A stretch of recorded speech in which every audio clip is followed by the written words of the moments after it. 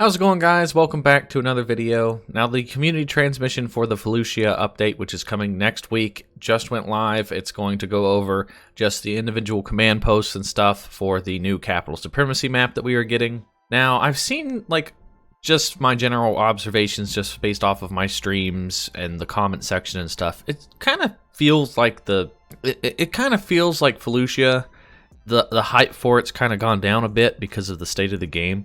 Like, the community's just been talking about bugs and more bugs and more bugs and saber combat, and it's almost as if a lot of people kind of forgot that we were even getting this. Because, I mean, like, what's the point of getting a new map if the new map's just going to have all the same bugs that are currently existing on it? But let's just get into it.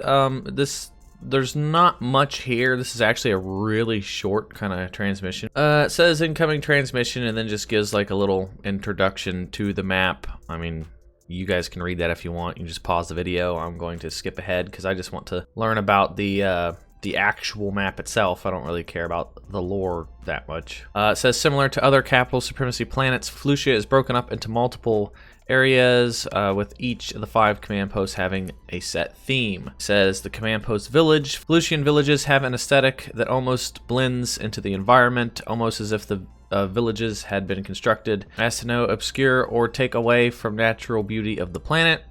Those defending this command post will want to utilize the village structures for additional cover, while also taking advantage of the slight increase in height. Okay, so one of the command posts is just going to be a little tiny village. It'll have a bunch of different houses and stuff. If you guys have seen the Clone Wars TV series, you probably already know what that looks like. It actually is in the picture. It's right here. There's like the little hut.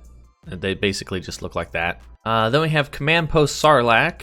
Very few creatures across the galaxy are feared as the Sarlacc. Even in death, the Sarlacc poses a formidable sight. What was once an area where none would dare enter, at least by their own choosing, is now a battleground for the ongoing conflict between the Separatist and clone armies on Felucia.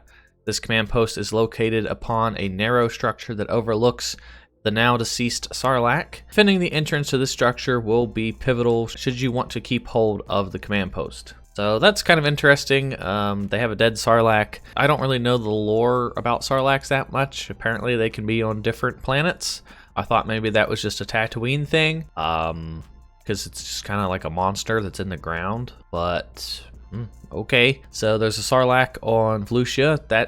It's dead. I don't know if you can jump in it. You would think that it would just kill you instantly if you jumped in it. I would imagine it's either going to be just dead and it's going to be like this little crater that you can walk in and then nothing happens, or it might be out of bounds and you just can't even get to it. Or it'll be kind of like on the map of Geonosis where like they have those geysers and you can just jump into the geyser hole and it'll instantly kill you. It might be something like that. But it kind of sucks that it's not alive. That would be very interesting if you like went up to the command post and it would like grab people and pull them in on occasion. And that way you could like see your little bot friends get pulled in or whatever. That would be pretty neat. But regardless, I mean, it's cool to see the Sarlacc will be on here. Then we have Command Post Farm. Farming is an important aspect of Felucian society, as they often can be found scattered across the planet's lush and vibrant landscape.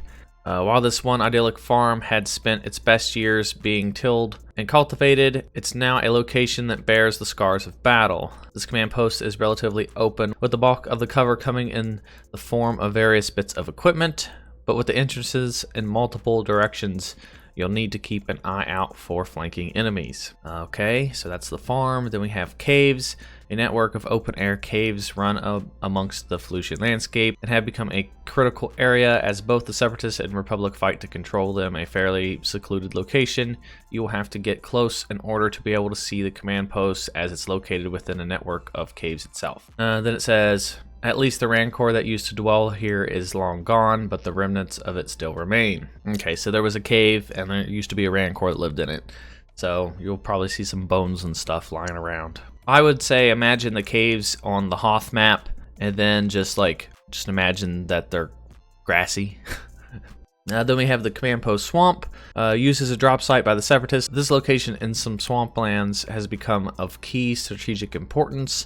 This command post, while surrounded by fairly open terrain, has considerable amount of cover in the form of Separatist dropships and various supply crates. Make use of this cover. Without it, you'll be an easy target. As beautiful as Felucia is, the environment can be hostile to those that traverse its lush and vibrant landscape. Mushrooms can explode, and certain plants can leave behind a hazardous gas that will harm anyone that get caught within them. While the plant surface is more than enough to keep your attention, you may want to glance upwards. On occasion, you'll sometimes see both the Felucian Ripper and Manta flying through the skies. Well, that's pretty cool. Felucia arrives later this month on September 25th. So that's neat that the environment actually does stuff. Like you walk by plants and you might take damage from. I would say imagine this is kind of the same as how certain maps have things on fire, and if you walk into the fire, it does damage to you. I would imagine this would probably be along the same amount of damage. Like if you stand in the fire, it doesn't absolutely kill you instantly, but it ticks away at your health. I would imagine this would be very similar. Like there's just some gas and you stand in it and it just hurts you a little bit. But either way, that's pretty cool. But I was kind of hoping that it would have not just the the plants and stuff, but they could have had an accolade. Because in the original Battlefront 2, in the story missions, there was an accolade. I think there's 2 or 3 of them that would spawn, and they were just stuff that run around in the environment, and they would kill both the droids and the clones because they didn't care. And it just gave you kind of an extra obstacle.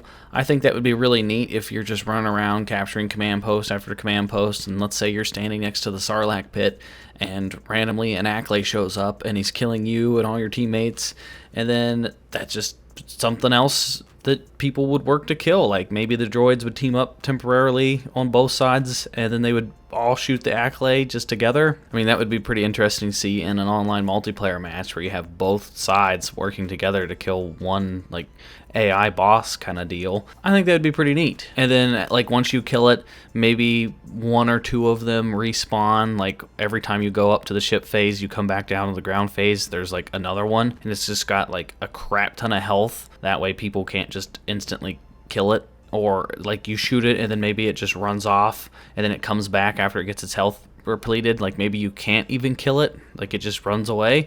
There's a bunch of different stuff that they could have done with the accolade, but it doesn't look like that's the case. I mean, we could be surprised. Maybe they just didn't mention it. But I seriously doubt it. They would have probably put that in the CT, but that's a little disappointing. I think that there's a lot of missed opportunities there, and that would have been really cool, but that's just my opinion. Maybe I'm wrong. Who knows?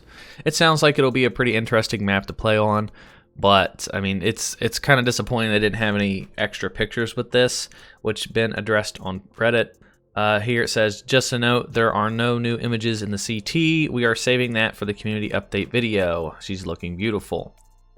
So that's kind of upsetting. I don't know why they would not have at least an image of the map. This whole CT is about Felucia, and they don't have a single new picture of Felucia. So we are getting a community update video within the next week before the update comes out. Although knowing DICE and how bad their communication is, it might come after. So yeah, they're saving Felucia for the actual video, and then we can get a better look of everything there. And then here's another tidbit of news. The hero designer, somebody asked him, I haven't seen you on Twitter of late.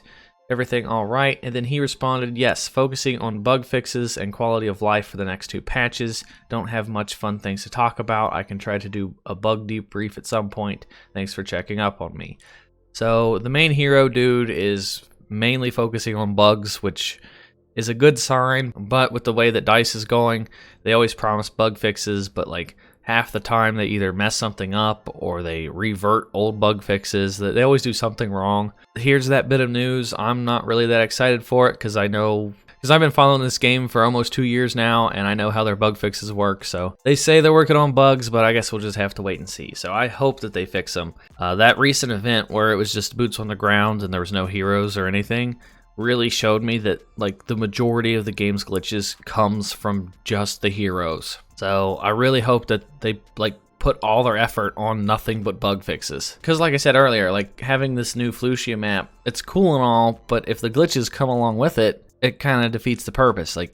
kind of takes away the fun of the new map if I'm playing as Obi-Wan and I get stuck in the terrain. Like if I get stuck in a flower, or my force push doesn't work, or my stamina system is bugged. Like, you name the glitch and it'll happen. So fingers crossed that they fix that there. But that is going to do it for this transmission, guys. Let me know what you guys think about it down in the comment section down below. Be sure to give this video a thumbs up. Check out another video and follow me on Twitch at SwanyPlaysGames Live. And that's going to do it for me, and I will talk to you all in the next video. Will you join me?